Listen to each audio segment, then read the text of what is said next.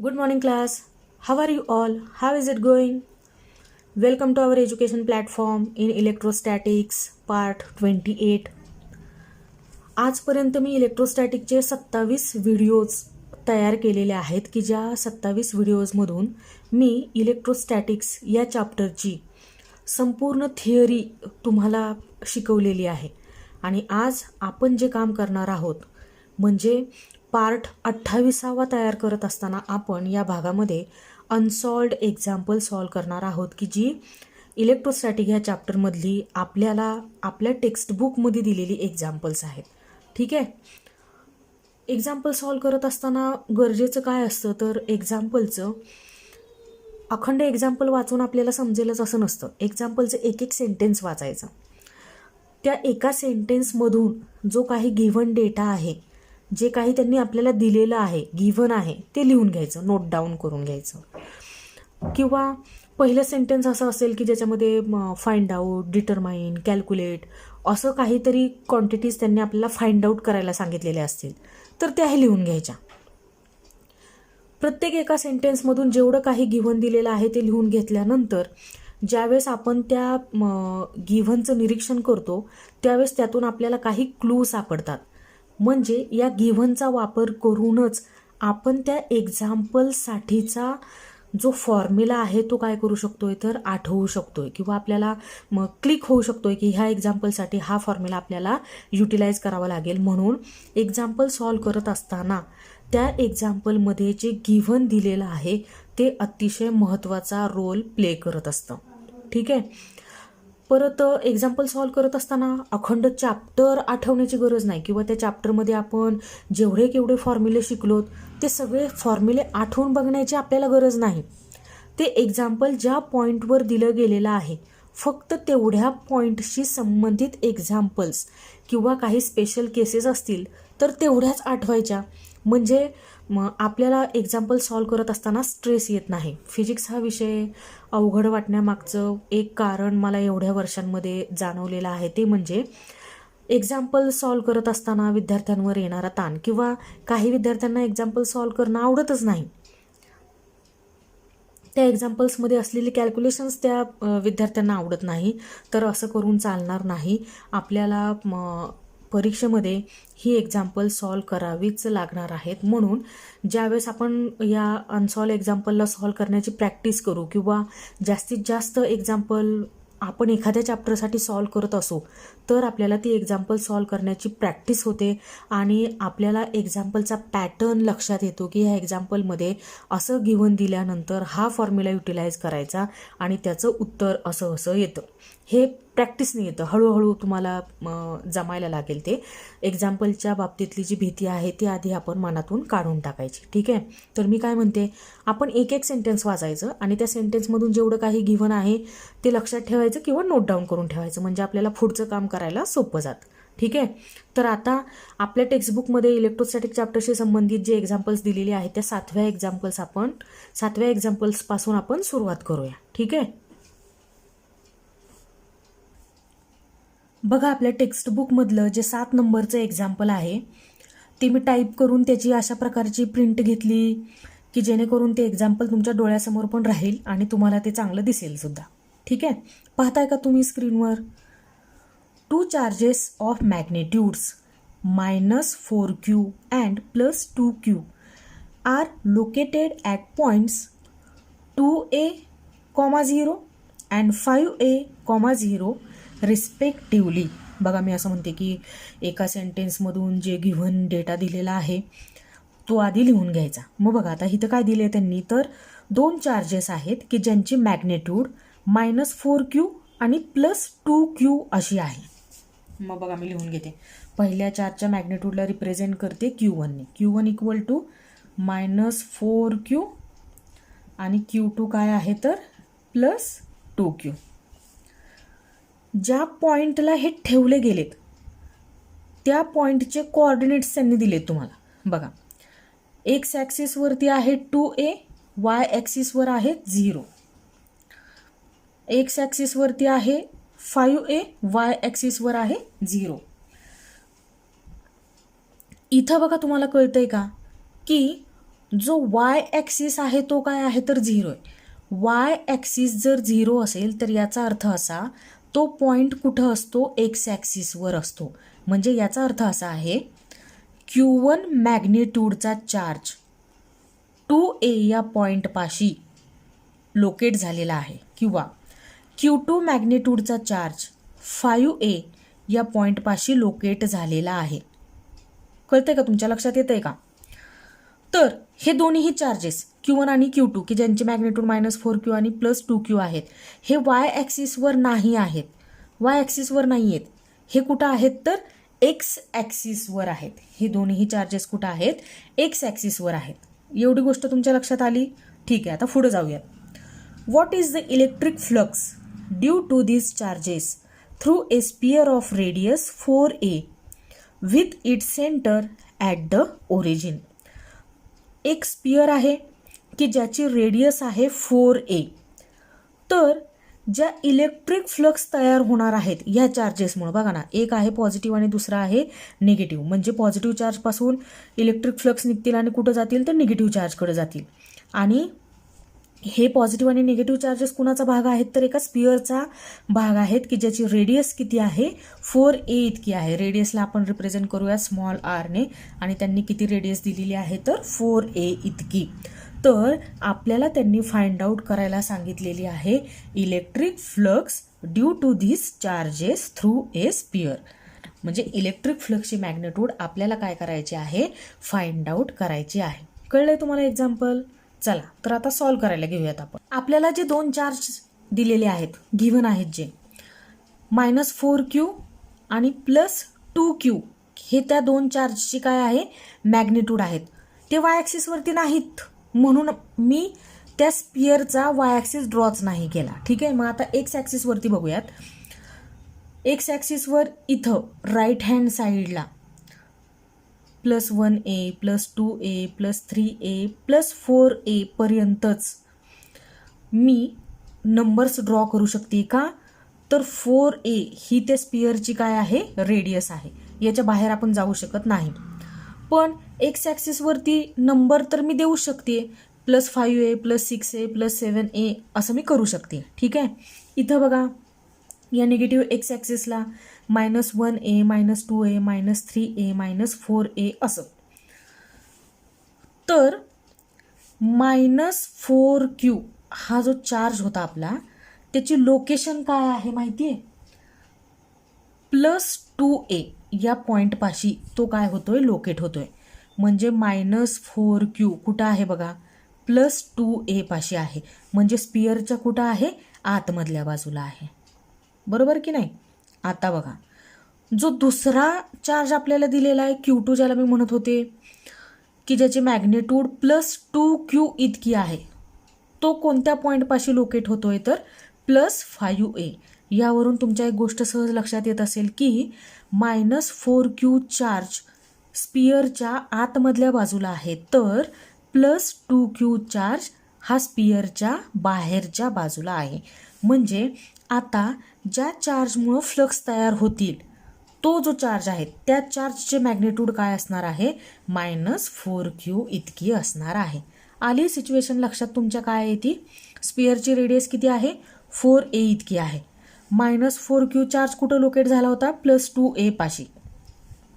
आणि +2A हा point कुठं आहे तर स्पियरच्या आतमधल्या बाजूला आहे. +5A हा पॉईंट की जिथं हा +2Q चार्ज लोकेट होतोय, तो पॉईंट स्पियरच्या कुठं आहे, बाहेरच्या बाजूला.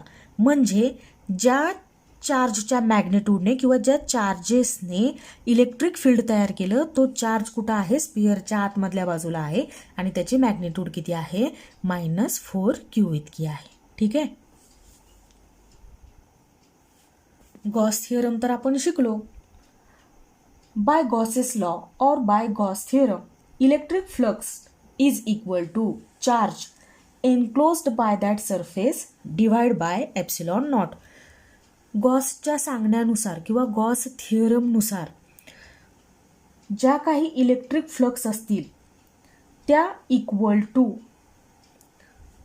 कोणा इतक्या असतील तर जो चार्ज की एका सरफेसने तो चार्ज एनक्लोज्ड केलाय किंवा एका सरफेसच्या आतमधल्या बाजूला तो चार्ज आहे, डिवाइड बाय एप्सिलॉन नॉट इतक्या इलेक्ट्रिक फ्लक्स त्या सरफेसकडून तयार केल्या जातील. म्हणजे according to Gauss's law phi equal to Q upon epsilon not. हा क्यू चार्ज की जो त्या स्पिअरच्या आतमधल्या बाजूला असलेला चार्ज आहे. फाय इक्वल टू तुम्ही बघितलं +2Q कुठं होता, स्पिअरच्या बाहेर होता, आणि -4Q कुठं होता, स्पिअरच्या आतमधल्या बाजूला होता. मग आपल्याला फॉर्म्युल्याची जी रिक्वायरमेंट आहे गॉसच्या थिअरममध्ये जी क्यूची गरज आहे तो क्यू म्हणजे काय आहे, -4Q म्हणजे स्पिअरच्या आतमधल्या बाजूला असलेला चार्ज आहे. -4Q हा चार्ज त्या स्पेरिकल सरफेसने काय केलेला आहे, एनक्लोज्ड केलेला आहे, डिवाइड बाय एप्सिलॉन नॉट. ठीक आहे. म्हणजे एवढ्या इलेक्ट्रिक फ्लक्स कुणाकडून तयार केल्या जाणार आहेत, तर त्या स्पेरिकल सरफेसकडून तयार केल्या जाणार आहेत. सोपं होतं ना एक्झाम्पल, आलं तुमच्या लक्षात.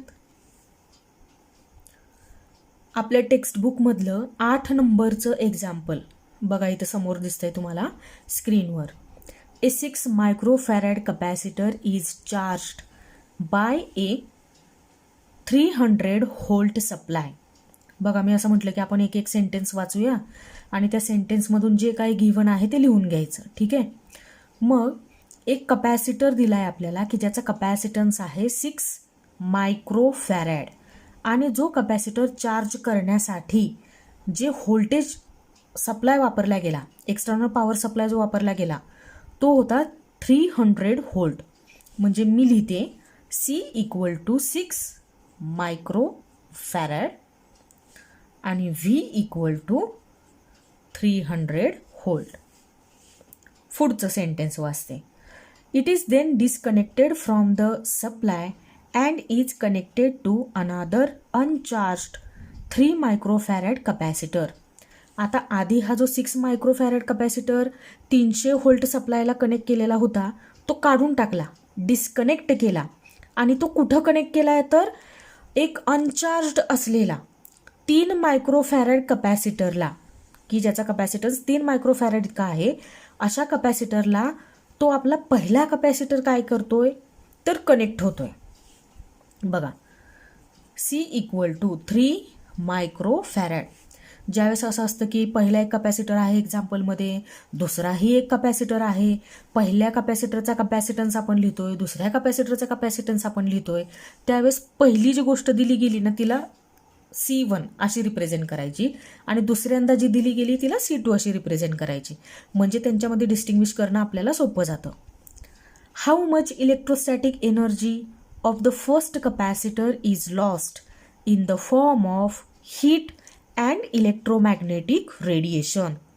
आपल्याला विचारलं गेलंय की पहिल्या कपॅसिटरची किती इलेक्ट्रोस्टॅटिक एनर्जी लॉस्ट होईल हीटच्या फॉर्ममध्ये आणि इलेक्ट्रोमॅग्नेटिक रेडिएशनच्या फॉर्ममध्ये. म्हणजे आपल्याला चेंज इन इलेक्ट्रोस्टॅटिक एनर्जी काय करायची आहे, फाइंड आउट करायची आहे. जो लॉस होतोय इलेक्ट्रोस्टॅटिक एनर्जीमध्ये कशाच्या फॉर्ममध्ये, तर हीट आणि इलेक्ट्रोमॅग्नेटिक रेडिएशनच्या फॉर्ममध्ये, तो आपल्याला फाइंड आउट करायचा आहे. कळलंय तुम्हाला एक्झाम्पल काय आहे ते. चला तर मग, at first we have to find out energy stored in first capacitor C1 which is given by. हे एक्झाम्पल सॉल्व करायला सुरुवात करण्याआधी आपल्याला सगळ्यात पहिली गोष्ट म्हणजे काय फाइंड आउट करायचं आहे, तर पहिल्या कपॅसिटरने स्टोअर केलेली एनर्जी. ठीक आहे. मग मी आता म्हणत होते की जे गिव्हन लिहून घेतलं आपण, त्या गिव्हनचा फायदा आपल्याला कशासाठी होईल, तर फॉर्म्युला आठवण्यासाठी होईल. बघा, एनर्जी स्टोर्ड इन कपॅसिटरसाठी आपण जो फॉर्म्युला वापरतोय तो आहे U equal to half CV². Capacitance of capacitor, कोणत्या कपॅसिटरने स्टोअर केलेली एनर्जी फाइंड आउट करतोय आपण, तर पहिल्या कपॅसिटरने. म्हणून मी इथं काय लिहितेय C1 इंटू V². हा फॉर्म्युला मी का वापरू शकली, तर मी गिव्हनमध्ये बघितलं की energy stored by capacitor find out करण्यासाठी मला कशाची गरज पडते, तर कपॅसिटन्स ऑफ कपॅसिटर आणि व्होल्टेज पोटेन्शियल डिफरन्सची गरज पडते. आणि ते तर आपल्याकडे गिव्हन आहे, म्हणून आपण फॉर्म्युला वापरू शकतो U = ½ C1 × V². म्हणून मी असं म्हणते की गिव्हन लिहून घेणं काय आहे, गरजेचं आहे. मग चला तर व्हॅल्यू सबस्टिट्यूट करूयात. हाफ मल्टिप्लाइड बाय C1 आपल्याला गिव्हन होता 6 मायक्रोफॅरॅड. 6 मायक्रोफॅरॅडचं कन्व्हर्जन आपल्याला कशामध्ये करायचं, फॅरॅडमध्ये. म्हणजे 6 मल्टिप्लाइड बाय मायक्रो म्हणजे काय असतो, 10⁻⁻6 फॅरॅड. म्हणजे जिथं C1ची व्हॅल्यू आपल्याला सबस्टिट्यूट करायची ना, तिथं आपण सबस्टिट्यूट करायचं 6 मल्टिप्लाइड बाय 10⁻⁶. आणि V तुम्हाला माहित आहे, V किती दिलाय बरं, V = 300 व्होल्ट. 300चा इथं काय आहे तर स्क्वेअर आहे. ठीक आहे, हे कॅल्क्युलेशन केल्यावर येतंय उत्तर आपलं 27 मल्टिप्लाइड बाय 10⁻² जूल. मी ह्या 10च्या पॉवर, हा 300चा स्क्वेअर म्हणजे 9 मल्टिप्लाइड बाय 10⁻+4 असं कॅल्क्युलेशन करून हे आन्सर मिळवलेलं आहे. मी कॅल्क्युलेशन केलं, मी गुणाकार केला किंवा मी भागाकार करत असेल, समजा इथं मी भाग देते, ठीक आहे, इथं आला 3, मी भाग देऊन काय आला 3, तुम्ही पण भाग देऊन काय येणार आहे, 3च येणार आहे.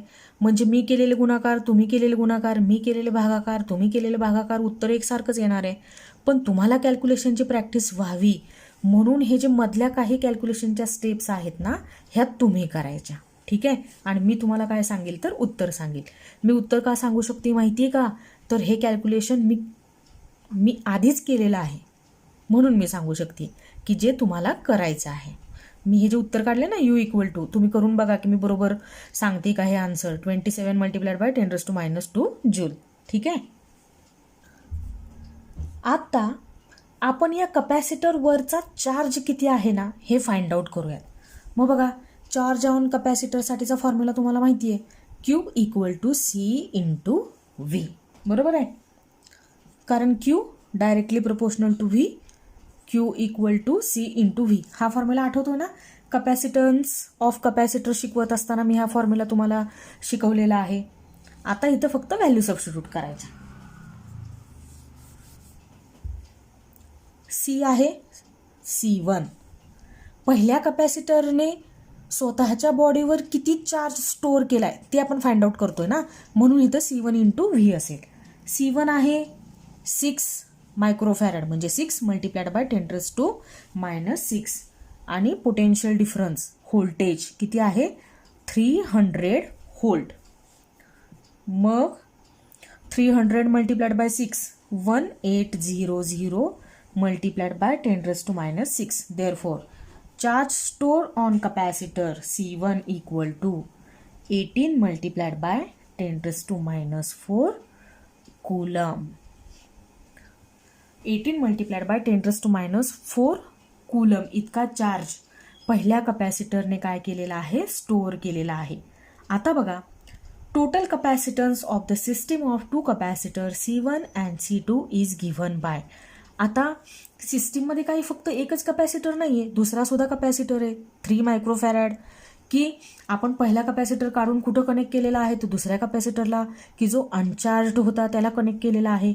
तर ह्या सिस्टीमचा, की ज्याच्यामध्ये पहिला आणि दुसरा कपॅसिटर दोन्हीही आहेत, त्यांचा एकत्रित कपॅसिटन्स किती आहे असं आपल्याला विचारलं गेलंय, की जो मला असा मिळवता येईल C टोटल = C1 + C2.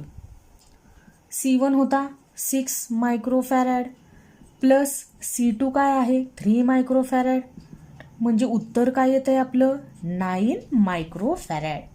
आता potential applied across a system of 2 capacitor is. पहिल्या कपॅसिटरच्या अक्रॉस 300 व्होल्ट होतं हे तर आपल्याला माहीत होतं, पण आता ज्यावेळेस दोन्हीही कपॅसिटर एकत्रित येत आहेत, पहिला कपॅसिटर काढून आपण दुसऱ्या कपॅसिटरला कनेक्ट करतोय, त्यावेळेस ह्या 2 कपॅसिटरने मिळून तयार झालेल्या सिस्टीमच्या अक्रॉस किती पोटेन्शियल डिफरन्स डेव्हलप होतोय हे आपल्याला माहीत नाही. पहिल्या कपॅसिटरच्या अक्रॉसचं पोटेन्शियल डिफरन्स प्लस दुसऱ्या कपॅसिटरच्या अक्रॉसचं पोटेन्शियल डिफरन्स. असं पोटेन्शियल डिफरन्स आपल्याला फाइंड आउट करायचं आहे. आपल्याला कोणत्या एका कपॅसिटरच्या C1च्या किंवा C2च्या अक्रॉस डेव्हलप होणारं पोटेन्शियल डिफरन्स नको आहे. C1च्या अक्रॉसचं 300 व्होल्ट होतं हे आपल्याला माहिती आहे. C2च्या अक्रॉस किती व्होल्ट आहे आपल्याला माहीत नाही. प्लस या C1 आणि C2 ज्यावेळेस एकत्रित आले त्यावेळेस त्या दोघांच्या अक्रॉस किती पोटेन्शियल डिफरन्स तयार झालं हेही आपल्याला माहीत नाही. तर potential difference applied across system of 2 capacitor आपण काय करूयात फाइंड आउट करूयात. आणि ते करत असताना मग करायचं काय सोपं आहे बघा. V = Q/C.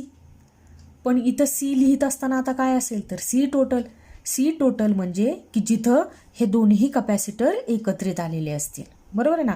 आणि त्यांचा इफेक्टिव्ह कपॅसिटन्स आपण काय करतोय या फॉर्म्युल्यामध्ये ॲड करतोय की ज्याच्यामुळं मला त्या दोन कपॅसिटरने तयार झालेल्या सिस्टीमच्या अक्रॉस किती पोटेन्शियल डिफरन्स तयार झाले त्याची व्हॅल्यू मिळेल. ठीक आहे. मग बघा चार्ज तर आपण फाइंड आउट केला. 18 × 10⁻⁻⁴ कूलम. तो मी इथं सबस्टिट्यूट करते क्यूच्या जागेवर.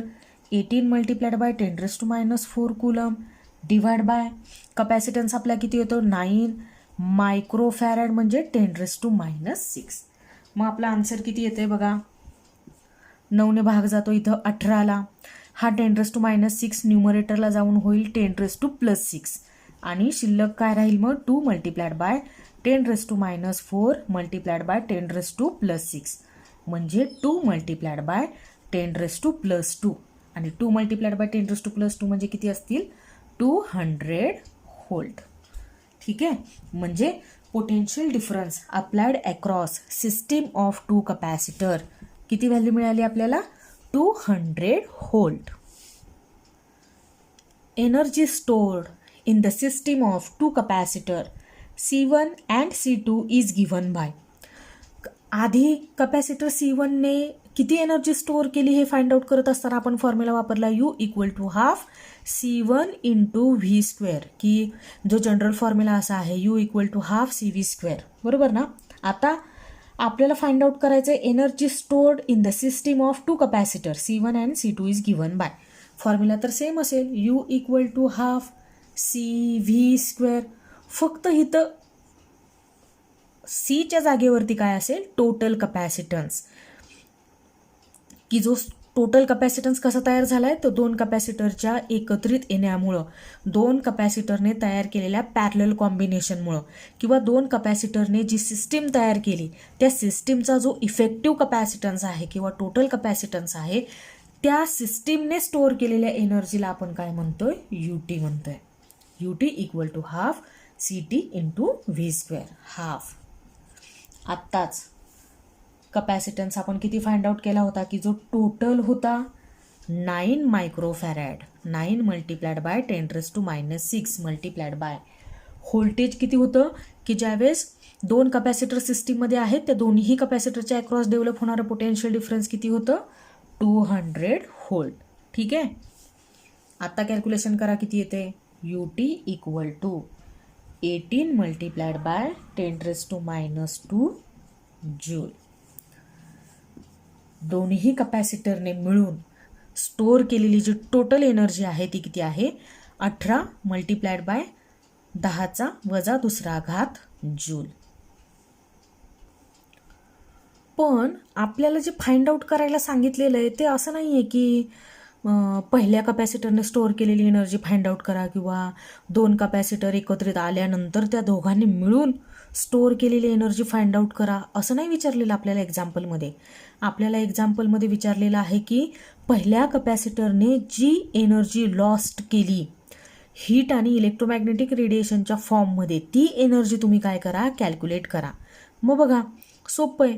आपल्याला एनर्जीचा लॉस कॅल्क्युलेट करायचा आहे आणि लॉस हा नेहमीच सबस्ट्रॅक्शनने कॅल्क्युलेट करता येतो. मग बघा पहिल्या कपॅसिटरने मिळवलेली एनर्जी स्टोअर केलेली एनर्जी होती U1. ज्यावेळेस दोन्ही कपॅसिटर एकत्रित आले पॅरलल कॉम्बिनेशनमध्ये आले त्यावेळेस त्यांनी स्टोअर केलेली एनर्जी होती UT आणि ह्यांचं सबस्ट्रॅक्शन करून मला काय मिळणार आहे तर लॉस झालेली एनर्जी किंवा पहिल्या कपॅसिटरने लॉस केलेली एनर्जी. तर बघा U1 तुम्हाला आठवतोय का 27 × 10⁻².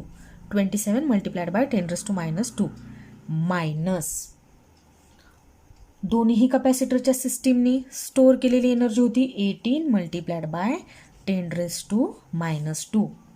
10⁻² दोन्हीकडे दिसतोय सबस्ट्रॅक्शनच्या, कॉमन होईल तो 10⁻². बाहेर काढूयात आणि ब्रॅकेटमध्ये लिहूयात 27 मायनस 18, म्हणजे आपलं उत्तर येईल डेल्टा यू. हा डिफरन्स आहे एनर्जीमधला की जो मी डेल्टा यूने रिप्रेझेंट करते. उत्तर येते आपलं 9 मल्टिप्लाइड बाय 10⁻². एनर्जी आहे म्हणून आपण ती कशामध्ये कॅलिब्रेट करणार? जूलमध्ये. कळलंय तुम्हाला? बघा, हे एक्झाम्पल सॉल्व करत असताना आपण टोटल 6 व्हॅल्यूज फाइंड आउट केल्यात. पहिल्या कपॅसिटरने स्टोअर केलेली एनर्जी U1ने आपण रिप्रेझेंट केली. उत्तर आलं आपलं 27 मल्टिप्लाइड बाय 10⁻² जूल. त्याच कपॅसिटरने, सेम कपॅसिटरने म्हणजे फर्स्ट कपॅसिटरने स्टोअर केलेला चार्ज, त्याच्या प्लेटवर स्टोअर केलेला चार्ज होता 18 मल्टिप्लाइड बाय 10⁻⁴ कूलम. त्यानंतर आपण total capacitance of capacitor find out केला की ज्यावेळेस दोन्हीही कपॅसिटर पॅरलल कॉम्बिनेशनमध्ये कनेक्ट केले गेले, पहिला कपॅसिटर दुसऱ्या कपॅसिटरच्या अक्रॉस कनेक्ट केला गेला. ठीक आहे. मग C total is equal to C1 plus C2 ह्या फॉर्म्युल्याने आपल्याला टोटल कपॅसिटन्स मिळाला 9 मायक्रोफॅरॅड. मग आता ह्या दोन्ही कपॅसिटरच्या अक्रॉस डेव्हलप होणारं पोटेन्शियल डिफरन्स आपल्याकडे नव्हता, फक्त पहिल्याच कपॅसिटरच्या अक्रॉस डेव्हलप होणारं पोटेन्शियल डिफरन्स आपल्याकडे होता 300 व्होल्ट. मग दोन्ही कपॅसिटरच्या अक्रॉस डेव्हलप होणारा पोटेन्शियल डिफरन्स आपण फाइंड आउट केला V इक्वल टू Q/C या फॉर्म्युल्याने, आणि तो आपल्याला मिळाला 200 व्होल्ट. त्यानंतर पहिल्या आणि दुसऱ्या दोन कपॅसिटरने मिळून जी सिस्टीम तयार झाली त्या सिस्टीमने किती एनर्जी स्टोअर केली, तर त्यासाठी आपण फॉर्म्युला वापरला UT equal to half CV². त्यातला जो C होता तो म्हणजे काय होता? C टोटल होता, आणि V म्हणजे काय होता तर 200 होता. बरोबर आहे. आणि मग उत्तर आलं आपलं 18 मल्टिप्लाइड बाय 10⁻² जूल. आणि सगळ्यात शेवटी जे आपल्याला फाइंड आउट करायला सांगितलं होतं एक्झाम्पलमध्ये, डेल्टा यू किंवा इलेक्ट्रोस्टॅटिक एनर्जीमध्ये होणारा लॉस डेल्टा यूने आपण रिप्रेझेंट केला आणि फाइंड आउट कसा केला? U1 minus UT equal to 9 multiplied by 10⁻² joule. यामध्ये होईल काय माहिती आहे की जर आपण पहिली व्हॅल्यू फाइंड आउट करायला चुकलो, म्हणजे जर आता माझं 27 मल्टिप्लाइड बाय 10⁻² जूल इतकं जे आन्सर आलेलं आहे ते सपोज जर चुकलं, तर त्याचा इफेक्ट कुठं होणार आहे? इथं, जिथं तुम्ही U1 मायनस काय करताय? UT करताय. म्हणजे इथं 27 मल्टिप्लाइड बाय 10⁻² जूल आहे, त्याच्याऐवजी माझं उत्तर आलं 25 मल्टिप्लाइड बाय 10⁻², आणि त्यातून तुम्ही UT सबस्ट्रॅक्ट केला. अशा सिच्युएशनमध्ये आपलं हे उत्तर येईल का? नाही येणार आहे, म्हणजे उत्तर चुकणार आहे. Q चुकला तर तो पुढे अफेक्ट करणार आहे. C टोटल चुकला आपला तर तो ह्या UTवरती अफेक्ट करणार आहे. बरोबर आहे. V चुकला तरी हा UTचा जे काही उत्तर येणार आहे ते अफेक्ट होणार आहे. म्हणजे तुमच्या लक्षात येतंय का, ज्यावेळेस आपण अशा प्रकारचे एक्झाम्पल सॉल्व करत असतो की ज्याची आन्सर्स एकमेकांवरती डिपेंड असतात आणि त्यातून मग मला फायनल आन्सर मिळायचं असतं किंवा आपण ते फायनल आन्सर मिळवतो, अशा सिच्युएशनमध्ये अगदी सुरुवातीपासून आपल्याला केअरफुल असं एक्झाम्पल सॉल्व करावं लागतं. फॉर्म्युल्याचं जे युटिलायझेशन आहे ते व्यवस्थित करावं लागतं. शांत डोक्याने कॅल्क्युलेशन करावं लागतं. जर मी U1च चुकवला तर माझं जे फायनल आन्सर आहे ते 100% चुकणार आहे आणि आपलं एक्झाम्पलसाठीचं जे क्रेडिट आहे, पूर्ण क्रेडिट 2 मार्क असतील किंवा 3 मार्क असतील ते काही आपल्याला मिळणार नाहीत. ठीक आहे. म्हणून तुम्ही जे एक्झाम्पलमध्ये मी सांगितलं की एक एक सेंटेन्स वाचा, त्याच्यामधून जे गिव्हन दिलेलं आहे ते लिहून घ्या. त्या गिव्हनचं ऑब्झर्वेशन केल्यानंतरच आपल्याला कळतं की आपण फॉर्म्युला कोणता युटिलाइज करायचा आहे. की जसं मला इथं कळलं एनर्जीसाठी मी काय करेल तर हाफ CV² हा फॉर्म्युला वापरेल, कारण C गिव्हन आहे आणि V सुद्धा गिव्हन आहे. म्हणजे मी energy stored by capacitor C1 काय करू शकते तर फाइंड आउट करू शकते हाफ CV² या फॉर्म्युल्याने मला कळलं होतं. ठीक आहे. पुन्हा जे काही गिव्हनमध्ये जे काही कन्व्हर्जन्स असतात, म्हणजे इथं आपण केलं की मायक्रोफॅरड होता, तर तो तुमच्या लक्षात आला पाहिजे की मायक्रो म्हणजे काय आहे, 10⁻⁻⁶ फॅरड आहे. जर तिथं 10⁻⁹ लिहिला गेला तर तो नॅनो फॅरड झाला असता. जर तिथं 10⁻12 लिहिला गेला असता तर तो पिको फॅरड झाला असता आणि मग आपलं उत्तर चुकलं असतं. म्हणजे कन्व्हर्जन करत असताना सुद्धा तिथं आपल्याला शांत डोक्यानेच ते कन्व्हर्जन करावं लागणार आहे. तर एक्झाम्पल सॉल्व करत असताना अगदी शेवटी एक्झाम्पल चुकल्यानंतर आपल्याला कळत नाही की चूक कुठं झाली आणि परीक्षेमध्ये ती वेळ नसते की मी चुकलेले एक्झाम्पल पुन्हा दुरुस्त करू शकेल. म्हणजे जे एक्झाम्पल चुकलं ते चुकीचंच राहत असतं शेवटपर्यंत, कारण आपल्याला पुढचा प्रश्न अटेंड करायचा असतो आणि चुकलेले एक्झाम्पल दुरुस्त करायला आपल्याला वेळ राहत नाही. अशा सिच्युएशनमध्ये माझं म्हणणं असं आहे की आपण सुरुवातीपासूनच एक्झाम्पल जर शांत डोक्याने करत असू तर ते एक्झाम्पल चुकत नाही, सहसा चुकत नाही, किंवा आपलं कॅल्क्युलेशनसुद्धा चुकत नाही. तर येतोय तुम्हाला कॉन्फिडन्स? तुम्हाला असं वाटतंय ना की आपल्याला अशा प्रकारचे एक्झाम्पल सॉल्व करता येतील? ठीक आहे, उरलेली एक्झाम्पल्स आपण आपल्या पुढच्या व्हिडिओमध्ये कंप्लीट करूयात. तोपर्यंत घरीच राहा, सुरक्षित राहा, काळजी घ्या स्वतःची पण आणि आपल्या घरातल्या सगळ्यांची सुद्धा. अभ्यास करत राहा, एक्झाम्पल सॉल्व करत राहा. पुन्हा भेटूयात आपण पुढच्या व्हिडिओमध्ये. बाय.